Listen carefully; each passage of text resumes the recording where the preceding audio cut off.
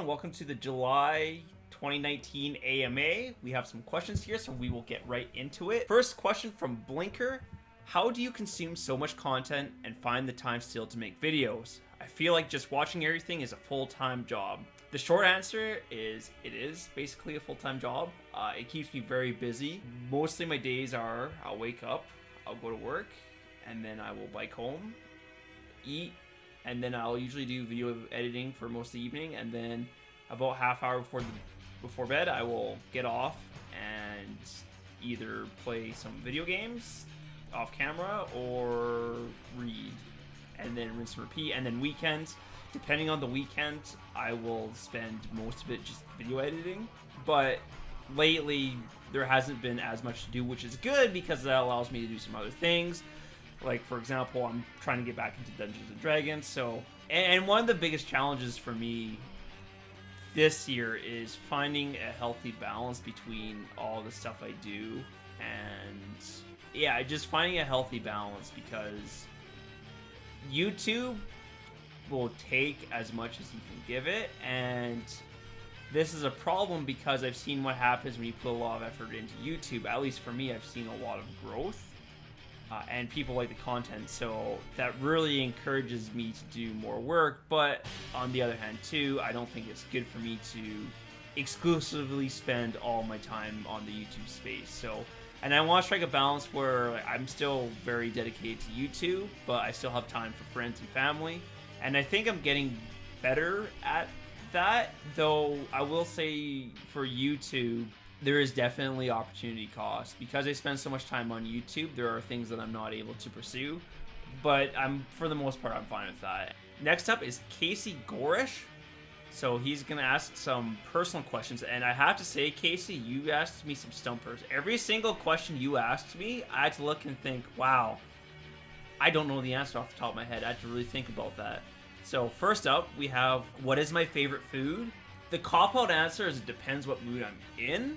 Typically speaking, I'm a big fan of Italian foods. Italian meats in particular I like quite a bit, but you could put me down for a pizza, sandwiches, I love those a lot. I really enjoy greasy American Chinese food. Not true authentic Chinese food, but Chinese food that you get in North America that's just, it's greasy and fatty. I love that. And my favorite snack food would probably either be potato chips or popcorn. Probably popcorn because, I mean, if you guys have subscribed to my Patreon, I think you guys get a message where I'm like, yeah, you should eat popcorn with a spoon. That's partly me being quirky, and that's also partly me being like, have you tried eating popcorn with a spoon? If you haven't tried it, I really do recommend it. It's good because what you can have is you can have a nice bowl of popcorn by your computer, and then like you can just eat it like how you would eat cereal. It works out really well. And here's the thing. People either get it or they don't. Because sometimes I tell someone to eat popcorn with a spoon and they're like, absolutely, man, it makes so much sense. Like, I get it. Like, I'm going to go ahead and try it. Or people just think you're strange. Like, it's one of those two camps. It's polarizing. It's like seafood. You either like seafood or you don't. You either like eating popcorn with a spoon or you think people are crazy for trying it. Next question. What is the coolest place that you've visited? I would probably say Italy. I'm not very well traveled. I'm hoping to do a bit more traveling, but I'm also quite the homebody.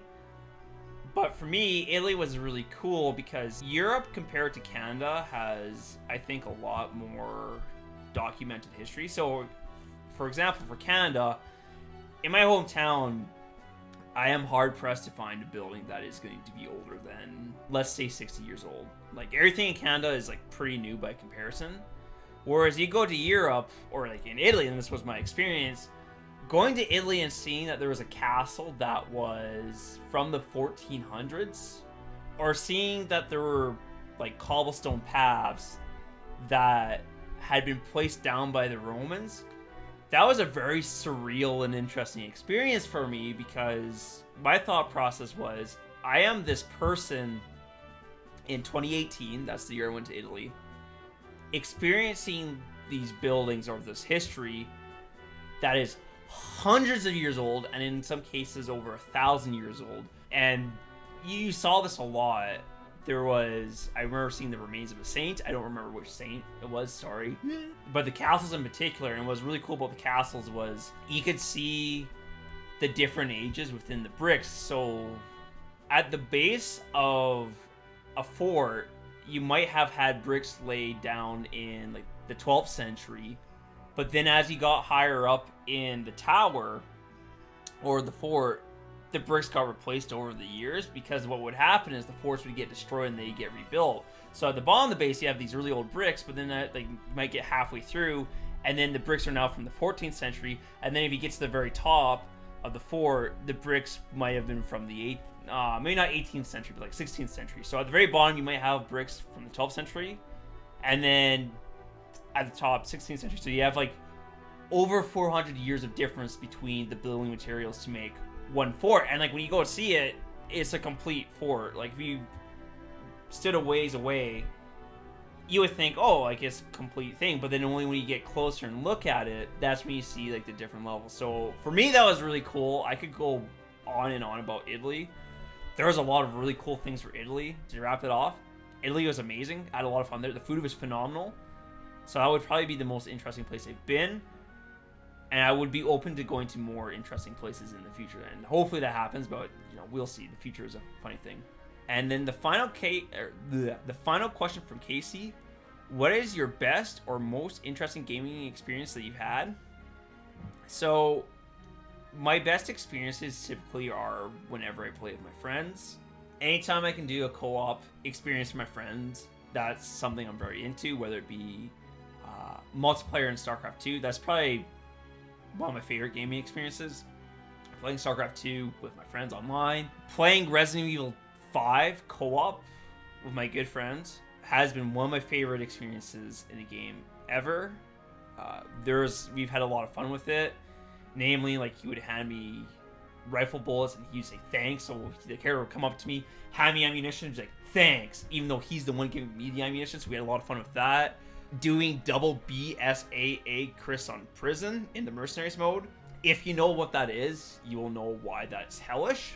If you don't know what that is, it's hard to describe in words, but I had a lot of fun for that. But like, those are, I think, like, cop-out answers. Like, what's your like most interesting, best experience for gaming? It's like, playing with my friends is like cool. That's it for a lot of people. So personal experiences that I've had lately that have really resonated with me would be, one was I've been playing through the original StarCraft campaign, so StarCraft 1, and before, I never really cared much for the Protoss campaign. I was like, the story's okay, but then recently playing through it again with the Carbot skins, playing the Protoss campaign and like it just clicking with me. Like before I was kind of dismissive of it, but this time I was like, oh, like it's landing a lot more with me. Like I'm way more into it, and I didn't realize like how political the Protoss campaign was. And I think for me right now, that's just something that's very interesting to me. Like I see it and I'm like, oh, I can see the different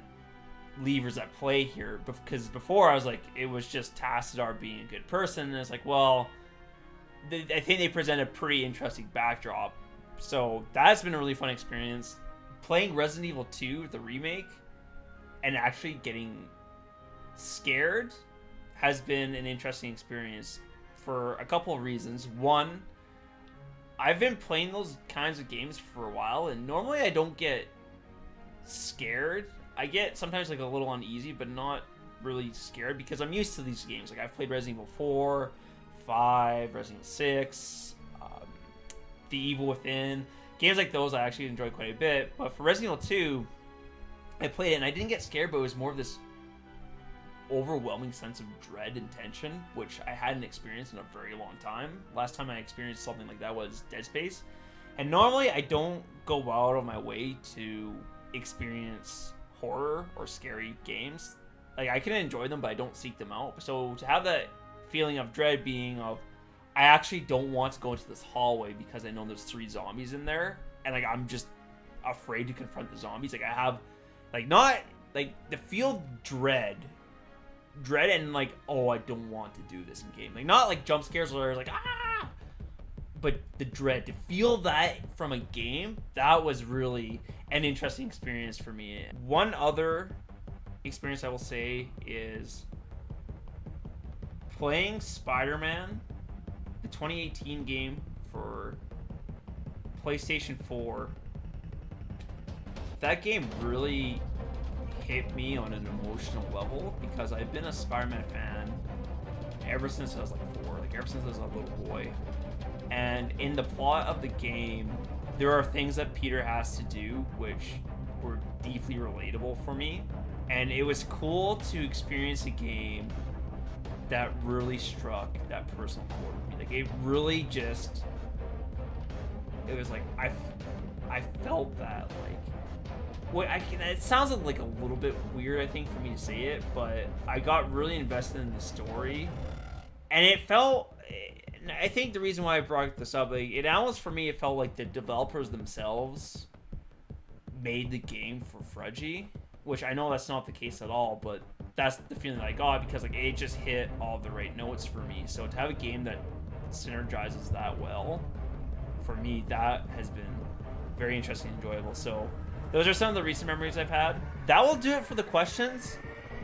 Guys, something I've been thinking about for my Patreon is, so here's my thought process. So a lot of people come to the channel because they're interested in highlight videos, and that's great. I'm happy to have people here. But then I was thinking, is like, I don't know necessarily if the Patreon rewards help, or, well, like, they reflect that, right? So here I am doing an AMA video, and if you guys like the videos and you want me to keep doing them, like, please let me know. But one thing I was thinking about is, like, what if instead of doing a Patreon AMA, what if I set up a Discord and then I had, like, a channel where people could vote on ideas that they want to see for, like, edited content, right? Like, so for example, I could do a poll where I could say, okay, for my next project, I'm either thinking of doing, like, a Franken edit, like one of those, like, day 9 Franken edits where I make him say a bunch of dumb things, or I was gonna bust out a GSL cast from 2010 and make a highlight video of, like, a really old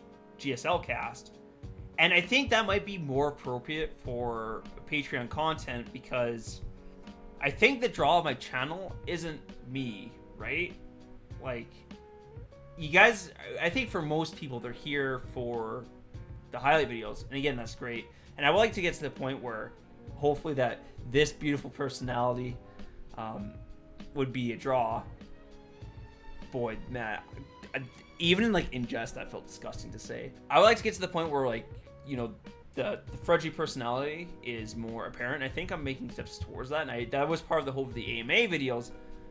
But I think not everyone's interested in that. Like, it's kind of, there's a bit of a dissonance, right? So I would think that, like, the Patreon rewards should help complement the channel, whereas, like, an AMA video I don't think necessarily complements the channel very much, because it's like, oh, the channel has highlight videos, and then we have, like, this AMA video, which is, like, it's still me behind the videos. Like, yes, I make the highlight videos, and yes, I'm doing this right now. But if we could do it so we could have people be invested in the video making process, so if they could, like, potentially vote on content that I do, like, edited content, that might be better, and I think that might get more engagement. And let me know what you think, because I would love to do this kind of stuff, like, part-time or even full-time, if I can imagine it. I don't know if that's going to be the case. Like, that would be, you know, that's a dream, and I would like to work towards it. But I'm also in a situation where, like, I don't need that to happen because, like, you know, I'm fortunate enough to have a job, and I like making content for you guys anyways. But I also think, like, that could be a fun idea, and that works well for me anyways, because people can pitch ideas, and there's been times when people, like, have left a comment on my videos like, hey, like, this would be a good idea, and, like, I've taken the idea and I've made a video out of it. The laughter compilation that I made of Tastosis, that came from a comment. So, and I think this could hopefully work out well for both parties, because A, you guys get to see more of what you want by, you know, voting, and then, like, just let me know what you want. But then I have, like, a well of ideas to draw from, so I could be like, oh, like, this is a good idea, or I can turn this something else. So that was just like a thought I had earlier today. Let me know what you guys think. I'm still happy to do the Patreon AMAs, but I also think too, there is definitely a bit of a disconnect between the AMAs and the highlight videos. So if I can, like, synergize them more, I think that would be ideal. So that's been my headspace Please let me know what you think. But the more I think about the idea I pitched, the more I like it. So that would involve like me setting up a Discord server and getting some text channels, and then like, and again, like, to be honest with you guys, like, and like the incentive is like I would like to get more people on the Patreon, not because like I need it, but again, like I would like to take steps towards making this and maybe into like a part-time or full-time job. And I think for me, like, that's how I would start to do that. And you know, I'm figuring this out, and that's part of the fun, right? Is like figuring out what works, what doesn't work, and just enjoying the ride, right? It's I'm having a great time doing this. So anyways, I'm rambling now. Thank you all so much for watching, and thank you for the questions. You guys asked some really good ones this time. So that's it for me. Have yourselves a great morning, afternoon, or night, wherever you may be. And William, I know you're gonna say, "Oh, I know where you got the send-off from." I know where I got it from.